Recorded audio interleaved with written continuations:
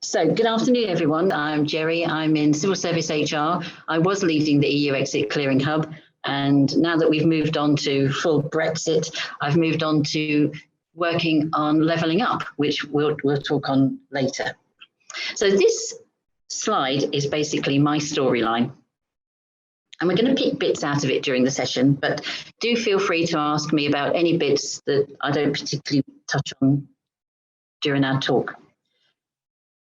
What I intend for you to take away from this session is to understand how social mobility interacts with other diversity dimensions, to recognise what behaviours might occur at those intersection points, and then what actions could be undertaken to support those experiencing those intersections.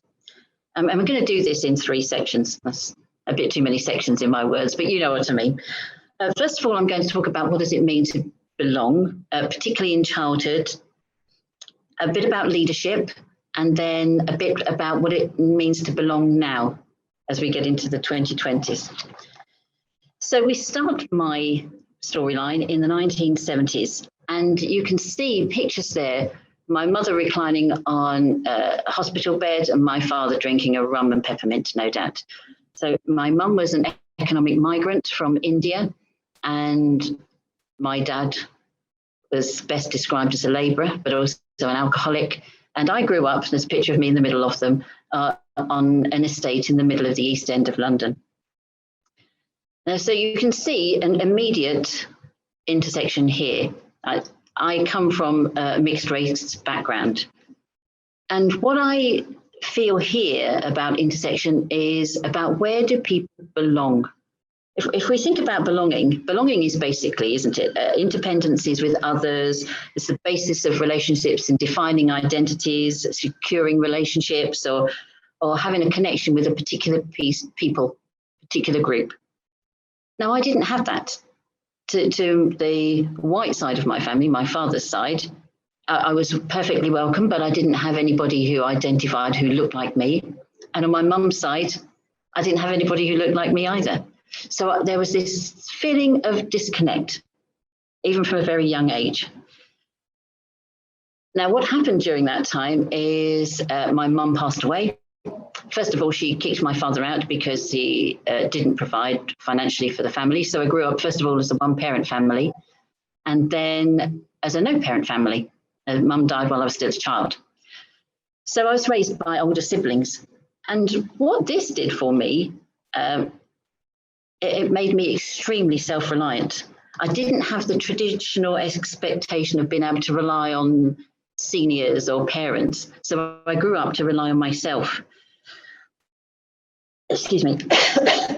It's not COVID, it's just a cough. But what I started to do in my own personality was to identify the cultural things that made me feel happy. And one of them was cricket, which was completely anomalous to the rest of my family, and is now identified as being something in a far different social strata. But it also taught me at a young age, you can't necessarily be defined by what people put round a box. And I think that really stood me in good stead. So we then move into the 1980s. And at the time, I wanted to join the civil service. My mum had always felt that she was grateful to the UK for giving her a home, and my role as the girl in the family was to pay back to society. So I joined the civil service. And at the time you had to join dependent on what academic qualification you'd achieved. And I'd had to leave school at 16, although I was bright. So leaving at 16, I only had O levels. So I came in at quite a junior grade, which we now call an AO grade. But I was bright and I was ambitious. And so I remember telling my countersigning officer that I wanted to be the Lord Chancellor, which I never actually achieved. But anyway, it wasn't a bad ambition to have.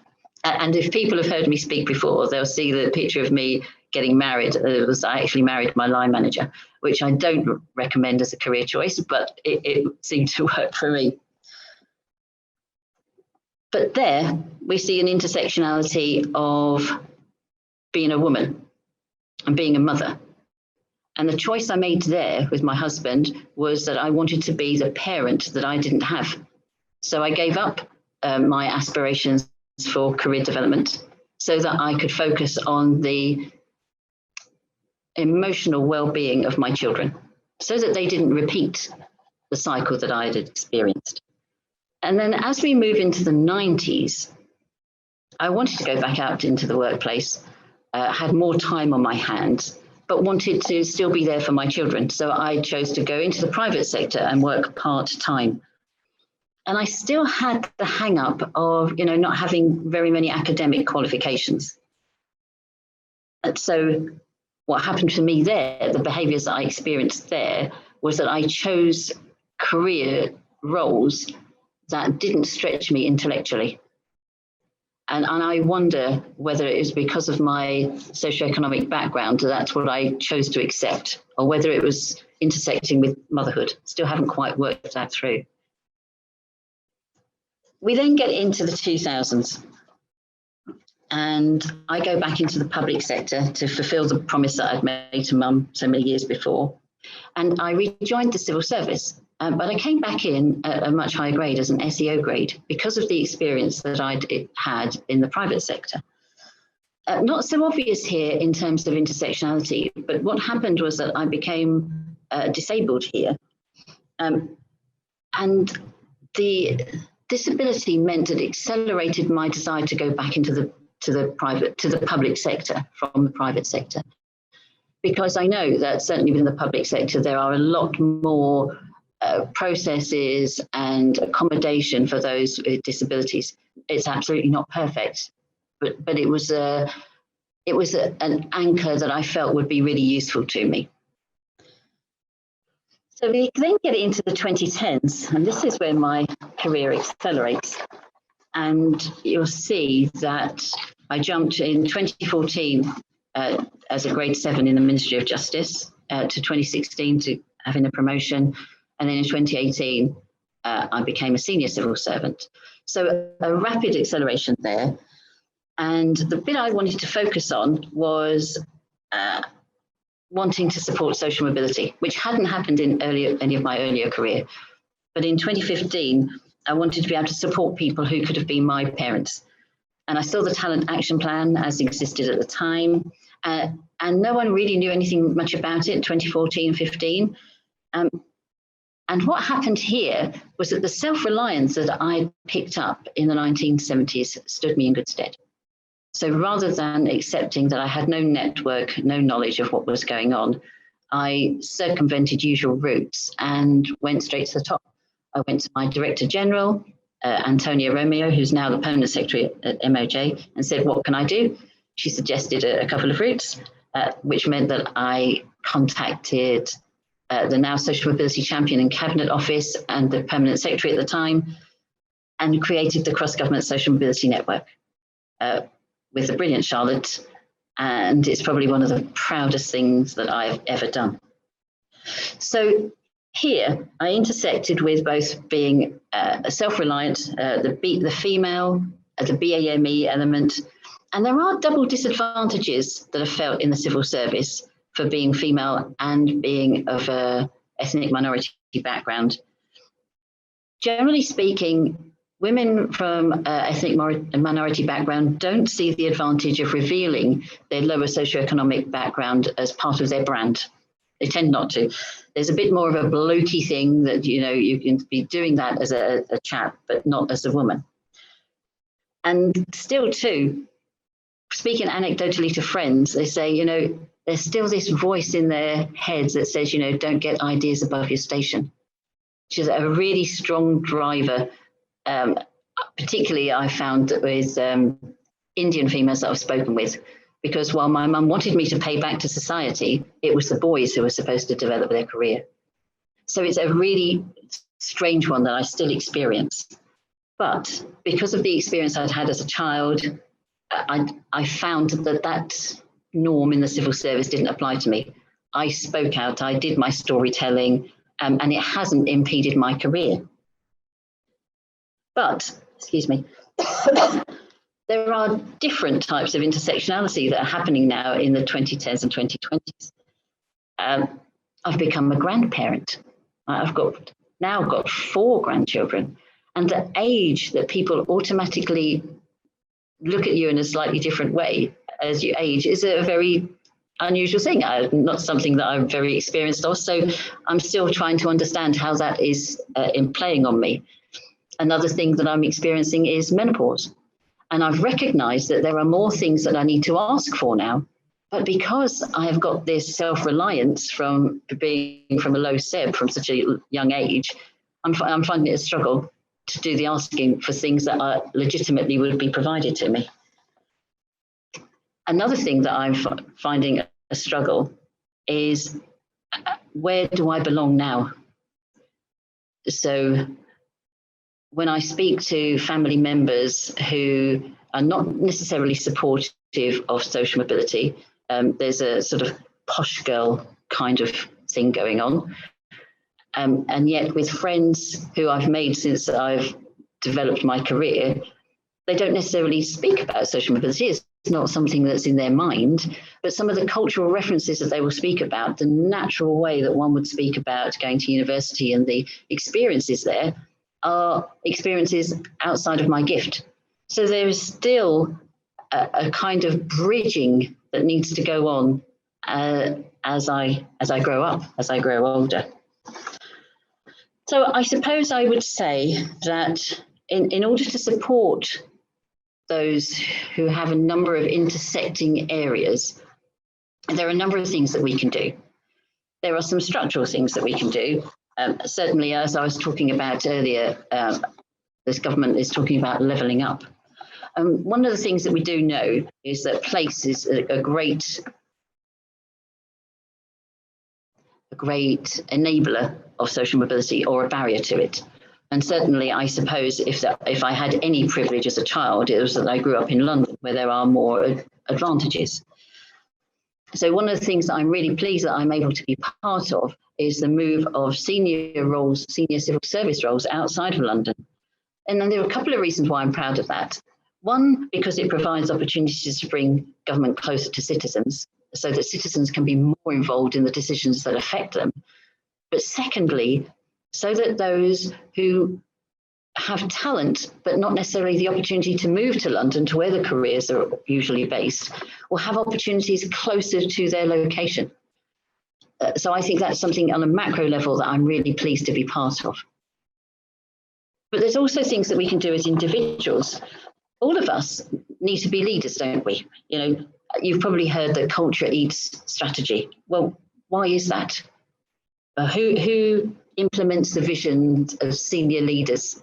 We do. People below us in the hierarchy. Who feels the manifestation of any differences between what a leadership team might say and then what happens in practice? People, right? People in an organization. Who really knows what goes on in an organization? Are the people who interact every day. So culture is what people do. But when you do your day job, or you volunteer at church or something in your community work, and you spot things that aren't quite right, where people don't quite connect with each other, where things break down, what do we do as individuals? What do we do with that knowledge? Well, I've found that without leaders at all grades in an organization, it becomes stuck in its silos. The visions don't get implemented. The opportunities for socioeconomic diversity doesn't happen.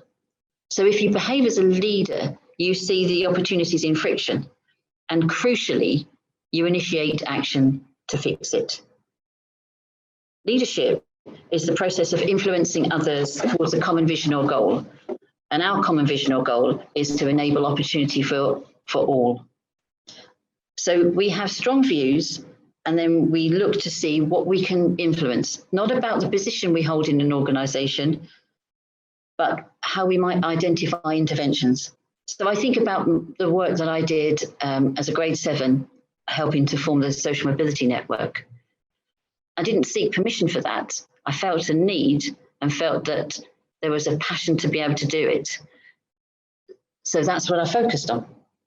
So rather than focusing on what not's happening, focus on what you personally can do. So I guess in conclusion, I am speaking to you all as a group of leaders. Your leadership is vital to the success of socioeconomic diversity in whatever organization you happen to be in. Leadership isn't easy. Intersectionality with socioeconomic diversity is not easy, but it's also not rocket science. You wouldn't be here if you didn't want to help improve socioeconomic diversity. So offer opportunities for mentoring within your organisation. If there isn't a mentoring scheme, create one. Look to increase the social and cultural capital of the people that you come across. What I like about the civil service is that we have a learning culture. The success profiles that we use in order to recruit somebody into the organisation demonstrates that we need someone who has a continual learning mindset, not stuck. So use it.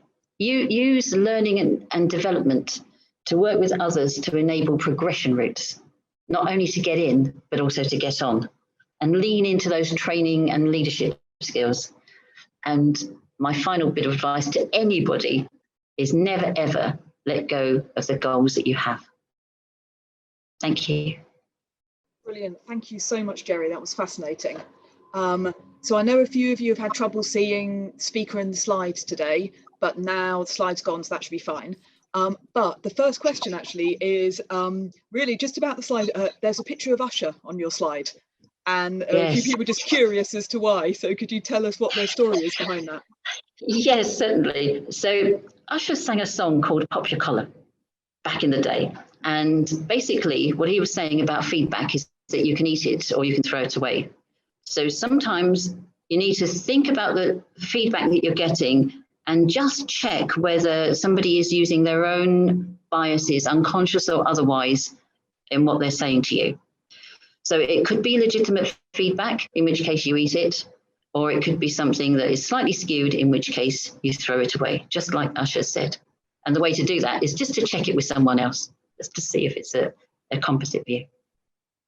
Oh, that's really great advice. And I know it's something that I think a lot of women find, particularly being given feedback about being seen as aggressive and then wondering, am I, or is it just a woman speaking up?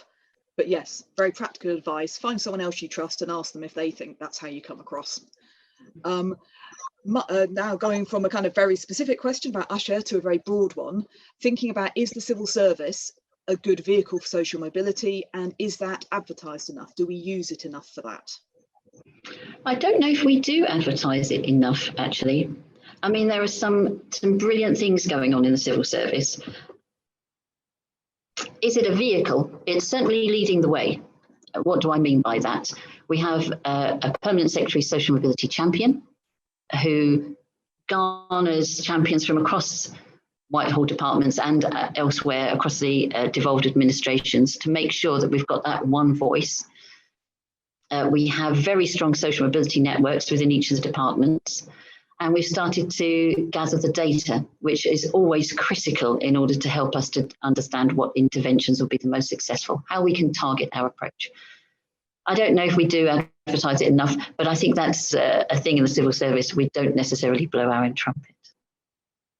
Absolutely. Now, we had a question earlier, which I think would be good to come back to. One of our earlier speakers talked about intersectionality sometimes being quite an uncomfortable discussion. And in particular, wondering if we've got any more tips about how you develop and promote progression routes that incorporate these different experiences. And that's somebody who is in leadership in another bit of the civil service and would like to be pushing that forward there. Yes, I think that's a really valid point. One of the things that we're trying to do in the social mobility world is forge greater links with cross-government departments and networks from a range of different diversity characteristics. So we've got stronger links with the Race Forum, with the Disability Network. I would say it's early days yet for the network, but it's something that we're absolutely cognizant of, not with just a view about progression, but how we can pool our resources on the things that we need to learn, how we develop the confidence that people talk about, the polish that might be needed in order to help people climb the velvet drain pipe. And I mean, does it feel like a natural coming together when you're bringing those together, or is there any sense of almost of competition in terms of who is going to get support and so on, or kind of spikiness between people who are thinking mostly about different aspects of diversity? I haven't experienced spikiness, and I suppose one of the advantages of being closer to the centre in civil service HR is that I get often to see the networks, the chairs of those networks coming together to talk about the common problems, the slight anomalies, and then how they might bring that all together. So I don't see it. I do recognise that it could be a thing, but because there's a common goal to increase inclusion across the civil service, I don't see the spikiness now. There's a really interesting question here about often progression is dependent on people conforming or presenting a certain kind of persona that is not natural to them. How do we shape progression routes which mean that people don't have to do that in order to work their way up? Yes. Now, I am still grappling with this, and I can only speak for me rather than the whole civil service. To me, the whole point of conversations is so that ideas can be shared, aired, and you can agree or disagree, but at least you've got a two-way street. I'm not saying that people should use different accents. I don't agree, and I've not actually seen that in the civil service, that someone with a different accent can't get on. There are definitely different voices in the room. So I suppose I need to understand more about what people mean in terms of the differences that they feel that they can't bring to the table. So I'll speak about me. That's the best person I could speak about. So I come from the East End of London, don't particularly speak like an East Ender, but apparently I do sound like a Kiwi. So I'm quite often asked if I'm from New Zealand. But this is not because of the civil service. This is because my mother hated the idea of anybody ever dropping an H or a T. She knew from a very early stage that accent had something to do with it. So I wasn't allowed to speak like it. So I was a posh kid in school. It was a very strange experience. So what is there that people feel that they can't bring, or they feel that they need to suppress in work? I've just not experienced it myself. So I need to understand more to be able to help unlock. Absolutely. Well, I'll see if the person wants to give more. I think the thing that I've heard people talk about in other conversations along this line has been about the way that, and it goes back to your culture point, that creating the kind of informal relationships can depend on shared cultural references, and it can be about the kind of things that people do in their spare time, the things that they read, that they see, what they assume is normal for other people.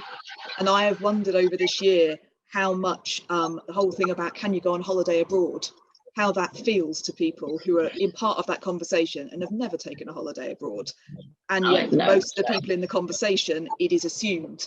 So I suppose it seems like, if you don't share that unspoken cultural connection with people, so how do we as leaders create a culture where that isn't what drives connections?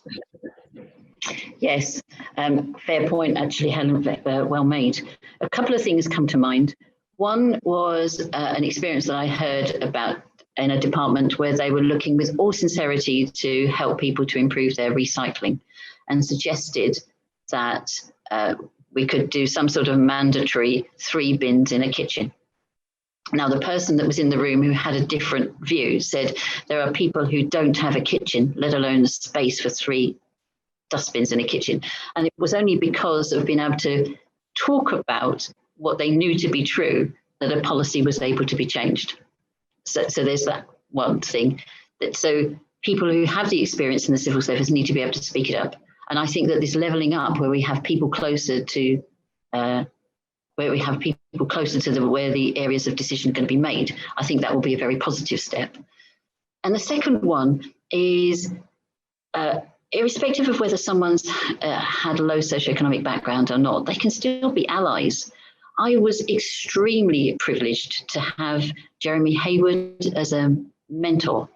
Now, Jeremy had a completely different lived experience than I, but I was able to educate him, and the education that I was able to give him enabled him to influence the way that policies and decisions were made. So don't be afraid with that whole mentoring thing to speak up, because others who are in more of a position of influence will be able to use your experience in a different way. Yeah, absolutely. And is the language of microaggressions useful in this context? So an earlier speaker talked about work they had done on educating people about the way these little things can be very alienating. And obviously the kind of microaggressions is how, certainly I'm used to hearing about that in relation to race and ethnicity, but it feels to me very relevant to this. Is that a helpful lens? Does it just kind of, does it not hit the mark? Does it just alienate people? I've not found that it alienates. I've not found that it's so much of a thing in the social economic diversity world. It does still happen. I'll give an experience. Last week, I was with a group of colleagues where I was the senior person in the room, and somebody who came in to engage immediately engaged with the only male in the room. I found it amusing. Once upon a time, I would have probably found it quite annoying, but I think there's now the way to beat that. And I know we talk about studied neutrality and removing emotion, but if you want decisions to be made that are positive, you need to be able to remove your own emotion and say, this is the impact that it could have had. What can you do about it, senior leader? So it's just that constant reinforcement. Don't let it get to you. Let it motivate you to change some outcomes. Yeah, absolutely. And I think it's interesting, you're talking about allies, and we've had a bit of talk in the chat about both people's own experience of being having their accent softened by parents or by themselves, and the role of allies. And something I've sometimes thought about is kind of the role of both senior people and those who are not themselves part of the group being disadvantaged in challenging behaviour. And I kind of, you know, again on the kind of ethnicity, I remember when the classic thing of Piers Morgan being called out by the weatherman on GMB. And I remember watching that and thinking, why is it what looks to me one of the lower status people in the room, the one who is having to take that risk? Why did one of the higher status people not step forward, who would be at less risk of, you know, experiencing abuse and so on? So it's something about who takes it upon themselves to be the one that challenges, and is it always the person who is personally kind of feeling it? Yes, that's a really good point, actually. And it's also about who do you notice, you know, as you walk into a building, who are the people that you say hello to? What are the cultural references that you use every day? And I think there is a really good piece of advice was given to me quite recently. Permanent Secretary of DFE challenged me really very legitimately. She said, it's not just people who have the lived experience that should be the challengers. You know, if they get it to the people who are able to influence, then let them get it to them. So don't be afraid to circumvent gradists, if you like, and just go to the top and say, this is what's happening to me. Please, can you help? I'm not saying that that's a route for every single complaint that should happen. There are definitely processes for those. But if there's a way of saying, you could help me by flagging this, do that. Absolutely. That's, I think, brilliant advice to finish this session on, actually. And I think also advice for those of us who are here who are in leadership positions to be the kind of leaders people can approach with these things, and to make sure that we are the ally in the room when there is a need for it.